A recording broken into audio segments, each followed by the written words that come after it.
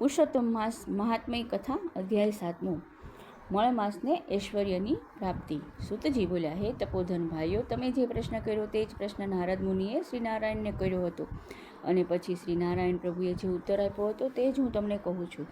નારદે પૂછ્યું, એ મળ માસનું અપાર દુઃખ જણાવી વિષ્ણુ ભગવાન મૌન રહ્યા. તે પછી, હે બદ્રીનારાયણ, તે પુરુષોત્તમ પરમાત્માએ શું કર્યું હતું તે હવે કહો. શ્રી નારાયણ બોલ્યા, હે પુત્ર નારદ, ગૌલોકનાથ શ્રી કૃષ્ણ ભગવાન જે ગુહ્ય વચન શ્રી વિષ્ણુને કહ્યું હતું તે જ હું કહું છું. દંભ રહિત ઉત્તમ ભક્તોને સર્વ કહેવું જોઈએ. પુરુષોત્તમનું એ વચન ઉત્તમ કીર્તિ કરનાર, પુણ્યકારક, ઉત્તમ પુત્ર આપનાર, ઘણા બધા પુણ્યોને આપનારું છે. માટે અનન્ય ભક્તિથી તે સાંભળવા જેવું અને આચરવા જેવું છે. શ્રી પુરુષોત્તમે શ્રી વિષ્ણુને તે વેળાએ કહ્યું, હે વિષ્ણુ, આ મળમાસનો હાથ પકડી તમે અહીં આવ્યા તે ઠીક કર્યું છે. આથી તમે લોકોમાં કીર્તિ પામશો. તમે જે જીવને સ્વીકારો છો તેને મેં જ સ્વીકાર્યા છે એમ જાણી તેને મારા જેવો સર્વોપરી કરીશ. હું મારા ગુણો, કીર્તિ, પ્રભાવ, 6 ઐશ્વર્યો, પરાક્રમો, ભક્તોને વરદાન આપું અને બીજા જે ગુણોથી લોકોમાં પુરુષોત્તમ તરીકે પ્રખ્યાત થયો છું તે સર્વ ગુણો આજથી આ મળ માસને અર્પણ કરું છું. તેમજ લોકમાં તથા વેદમાં મારું પુરુષોત્તમ એવું પ્રસિદ્ધ નામ છે તે પણ હે જનાર્દન હું આને આપું છું. આનો સ્વામી પણ હું જ થાઉં છું.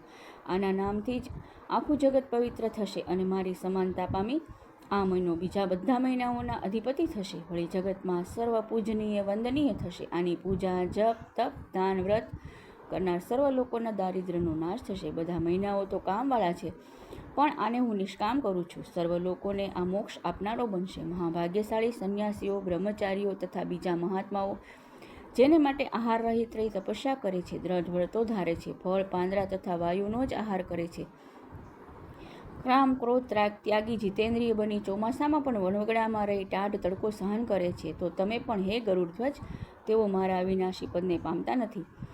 પરંતુ જેઓ આ પુરુષોત્તમ માસની ભક્તિ કરશે, તેના પૂજા વ્રત કરશે, તેઓ તો માત્ર એક જ મહિનામાં ઘડપણ તથા મરણથી રહિત તે પરમ પદને અનાયાસ જ પ્રાપ્ત કરશે. એવો મનુષ્ય મારી પાસે આવ્યા પછી જન્મ, મરણ, ભય, આધિ, વ્યાધિ તથા ઘડપણથી ઘેરાયેલા સંસારને ફરી કદી પામતો નથી. આવું વેદવચન સત્ય છે. આજથી આ મહિનાનો અધિપતિ હું થાઉં છું. આને હું જ પ્રતિષ્ઠા પ્રમાણું છું અને આને પુરુષોત્તમ એવું મારું નામ પણ હું અર્પણ કરું છું. તેથી આ માસને પૂજનાર ભક્તોની ચિંતા રાત દિવસ મને રહેવાની છે. આ પુરુષોત્તમ માસના ભક્તોની સર્વ કામનાઓ હું જ પૂરી કરવાનો છું. હે વિષ્ણુ, મારા પોતાના આરાધન કરતાં મારા ભક્તોનું આરાધન મને વધારે પ્રિય છે. અતિશય મૂઢ જેવા જે લોકો આ પુરુષોત્તમ માસમાં જપ, દાન આદિ નહીં કરે, સત્કર્મો તથા સ્નાનથી રહિત રહેશે અને દેવો તથા તીર્થો, બ્રાહ્મણોનો દ્વેષ કરશે, તે દુષ્ટો દુર્ભાગી થઈ પારકા ભાગ્યો પર જીવનારા થશે.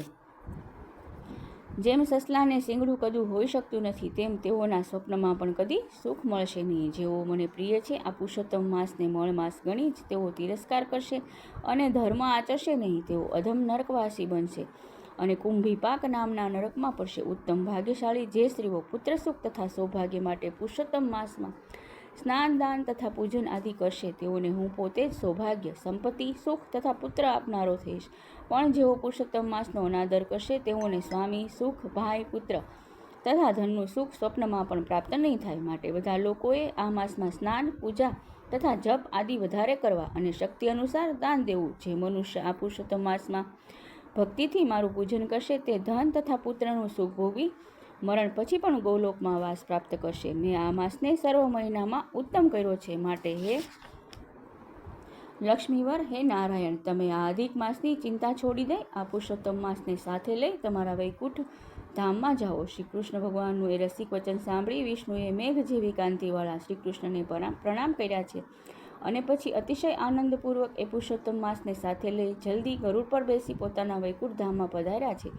અને તે દિવસથી મળ માસ પવિત્ર પુરુષોત્તમ માસ નામે ઓળખાવા લાગ્યો છે. શ્રી બૃહદીનારાયણ પુરાણ નામના પુરુષોત્તમ મહાત્મય મળ માસને ઐશ્વર્યની પ્રાપ્તિ નામનો 7મો અધ્યાય સંપૂર્ણ.